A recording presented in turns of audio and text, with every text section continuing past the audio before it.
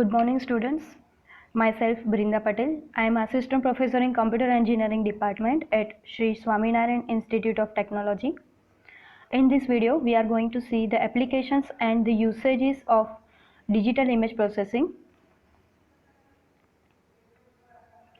So most of the images in which we are interested are generated by the combination of an illumination source and the reflection of or absorption of energy from that sources by the elements of the scene being imaged.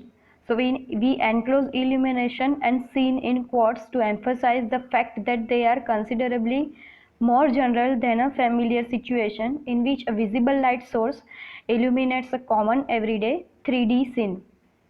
For example, the illumination may originate from a source of electromagnetic energy such as radar, infrared or X-ray system. But as noted earlier, it could originate from less traditional sources such as ultrasound or even a computer-generated illumination pattern. So similarly, the scene elements could be familiar objects, but they can just as easily be molecules, buried rock formations, or a human brain. So depending on the nature of the source, illumination energy is reflected from transmitted through objects. And the example in the first category is light reflected from a planar surface. An example in the second category is when X-rays pass through a patient's body for the purposes of generating a diagnostic X-ray film. In some applications, the reflected or transmitted energy is focused on a photoconverter. For example, a phosphor screen, which converts the energy into visible light. So, electron microscopy and some applications of gamma imaging use this approach. Now, the figure shows the three principal sensor arrangements used to transform illumination energy into digital images. The idea is simple in this. Incoming energy is transformed into the voltage by the combination of the input electrical power and sensor material that is responsive to the particular type of energy being detected. So the output voltage waveform is the response of a sensors, and a digital quantity is obtained from each sensor by digitizing its response. So the figure shows the components of a single sensor. Perhaps the most familiar sensor of this type is photodiode, which is constructed of silicon materials and whose output voltage waveform is proportional to the light. The use of a filter in front of a sensor improves selectively. For example, a green filter in front of a light sensor favors light in the green band of a color spectrum. As a consequence, the sensor output will be stronger for green light than for other components in the visible spectrum. So in order to generate a 2D image using a single sensor, there is to be relative displacements in both the X-ray and X and Y directions between the sensor of the area to be imaged. So this figure shows an arrangement used to high precision scanning, where a film negative is mounted onto a drum whose mechanical rotation provides displacement in one dimension. So the single sensor is mounted on a lead screw that provides motion in the perpendicular direction. Because the mechanical motion can be controlled with high precision, this method is an inexpensive way to obtain high resolution images. So other similar mechanical arrangements use a flat bed with the sensor moving two linear directions. These types of mechanical digitizers sometimes are referred to as a microdensitometers. Another example of imaging with single sensor places a laser source coincident with a sensor. So moving mirrors are used to control the outgoing beam in a scaling pattern and to direct the reflected laser signal onto the sensor. So this arrangement can be used also to acquire images using strip and array sensors, which are discussed in the following two sections.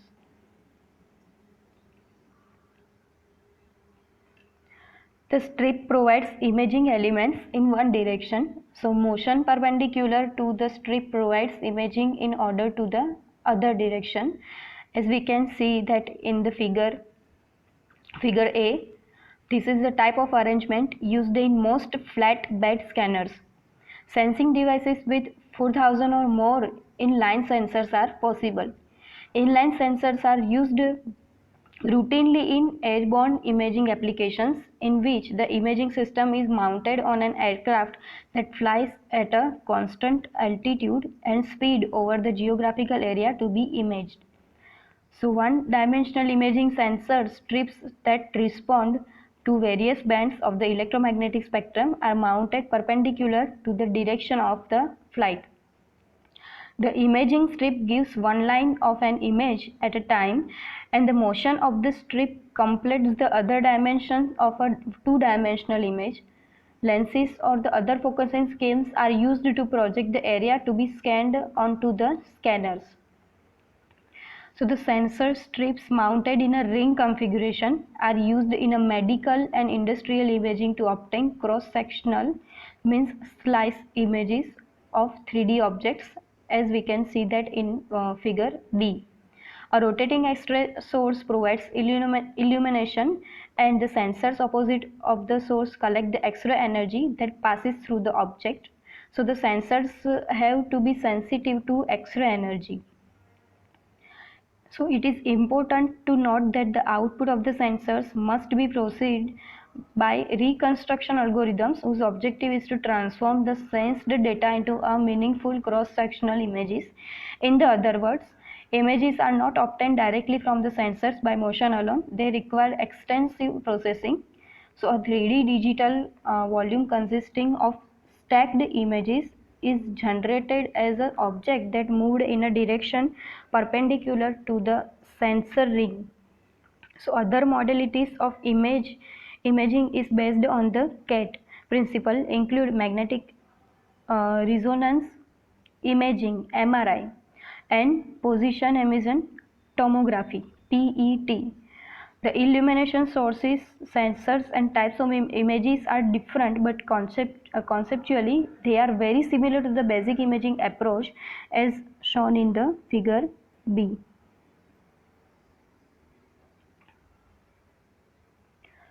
Now we denote images by two-dimensional functions of the form fxy. The value of amplitude of f at spatial coordinates xy is a positive scalar quantity whose physical meaning is determined by the source of the image. When an image is generated from a physical process, its intensity values are proportional to energy radiated by physical sources, for example electromagnetic waves. As a consequence, must be non-zero fxy and finite, that is 0 less than fxy less than infinity. Now the function may be characterized by the two components. First is the amount of source illumination indicate on the scene being viewed, and second is amount of the illumination reflected by the object in the scene. So appropriately, these are called the illumination and reflection components.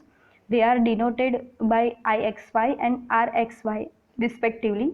So the two functions combined as a product to form of fxy.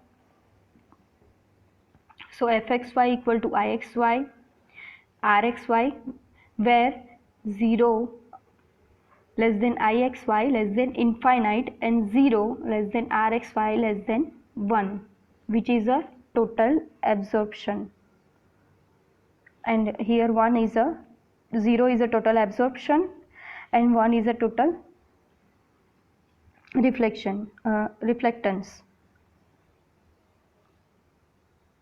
So reflectance is bounded by 0, which is total absorption, and 1 is total reflection.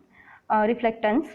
The nature of IXY is determined by the illumination source, and RXY is determined by the characteristic of the imaged objects. So the upper limit intensity is determined by the saturation, and the lower limit is by the noise. So basically, dynamic range established the lowest and highest intensity levels that a system can represent, and consequently that an image can have. So closely associated with this concept is image contrast, which is defined as the difference in intensity between the highest and the lowest intensity levels in an image. So when an appreciable number of pixels in an image have a high dynamic range, we can expect the image to have a high contrast. An image with a low dynamic range typically has a dull or washed out gray look. Interpolation is a basic tool used extensively in the tasks such as zooming, shrinking, rotating, and geometric corrections. Our principal objective in this section is to introduce interpolation and apply it to the image resizing or shrinking and zooming, so which are basically image resampling methods. So fundamentally, interpolation is the process of using known data to estimate value at unknown locations. The method just discussed is called a nearest neighbor interpolation because it assigns to each new location the intensity of its nearest neighbor in the original image.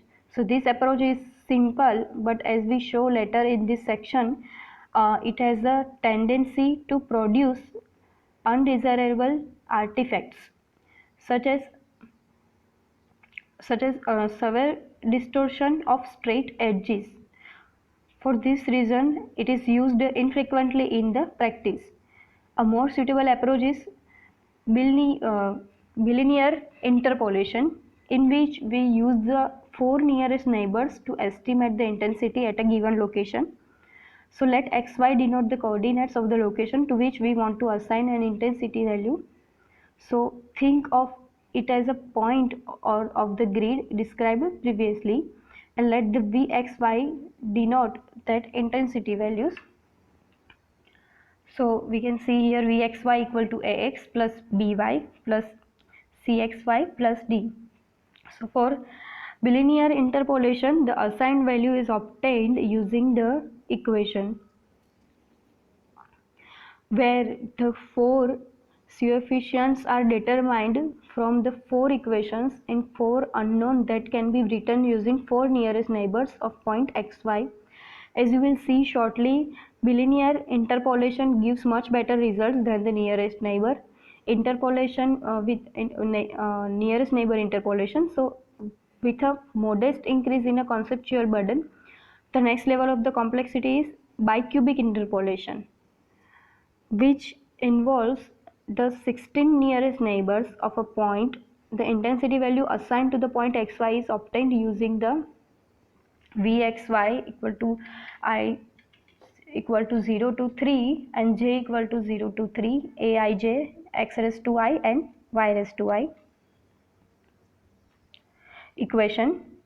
So where the 16 coefficients are determined from the 16 equations in 16 unknowns that can be written using the 16 nearest neighbors of the point xy.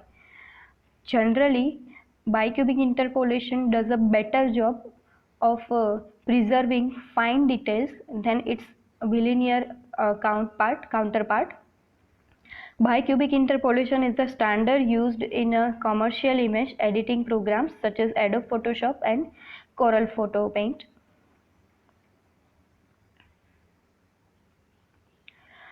Now, in this figure, zooming uses various interpolation techniques.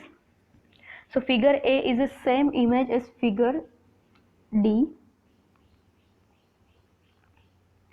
which was obtained by reducing the resolution of the 1250 dpi image in the figure A.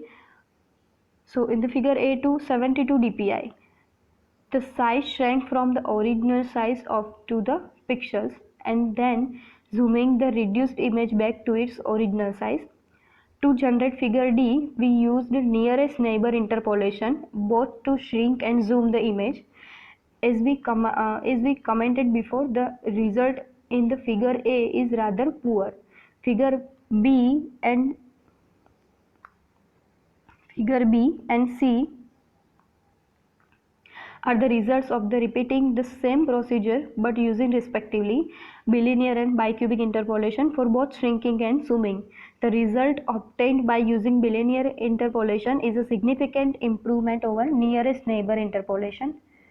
The bicubic result is slightly sharper than the bilinear image.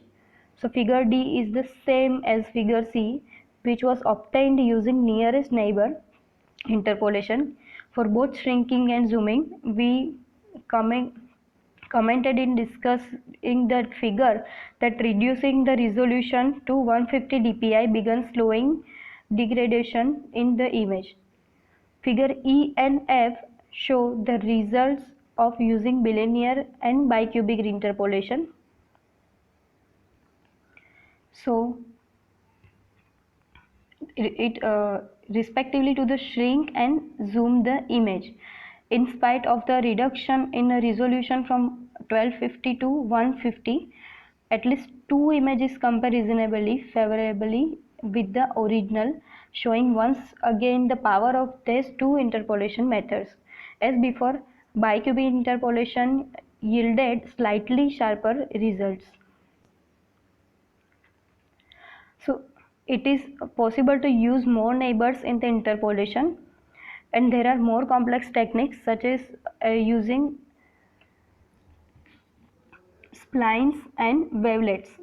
So that in the some instances can yield better results than the methods just discussed, while preserving fine detail in an exponentially important consideration in image generation for 3D graphic and in medical image processing. The extra conceptual burden seldom is justifiable for general purposes digital image processing, where bilinear and bicubic interpolation typically are method of the choices.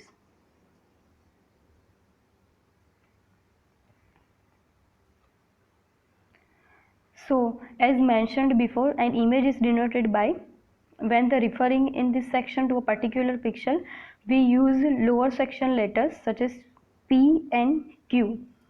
A pixel P at a coordinates that has 4 horizontal and vertical neighbors. Those coordinates are given by x plus 1 y, x minus 1 y, x, y plus 1 and x, y minus 1. This set of pixels, called the 4 neighbors of P, is denoted by N4P. Each pixel is a unit distance from, and some of the neighbor locations of P lie outside the digital image if is on the border of the image. So the all neighbors of P have coordinates x plus 1 y, x minus 1 y, x, y plus 1 and x, y minus 1, and x plus 1 y plus 1, x plus 1 y minus 1, x minus 1 y plus 1, x minus 1 y minus 1. So the connectivity is adapted from the from neighborhood relation. Two pixels are connected if they are in the same class. For example, the same color of the same range of the intensity, and they are neighbors of one another. So for P and Q from the same class, for connectivity, P and Q are four connected if Q is in N4P. In 8 connectivity, P and Q are 8 connected if Q is in N8P. Mixed connectivity means M connectivity. So P and Q are M connected if Q is in the N4P, N4 of P, or second Q is in ND4 of P and the set N4 of P and into N4 into N4 of Q has no pixels whose value are from the V.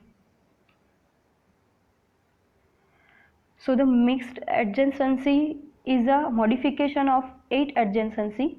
It is introduced to eliminate the ambiguities that often arises when 8 adjacency is used. A pixel P is adjacent to pixel Q if they are connected. So two images subsets S1 and S2 are adjacent if some pixel in S1 is adjacent or to some pixel in S2. So we define the type of adjacency for adjacency, 8 adjacency or M adjacency depending on the type of connectivity.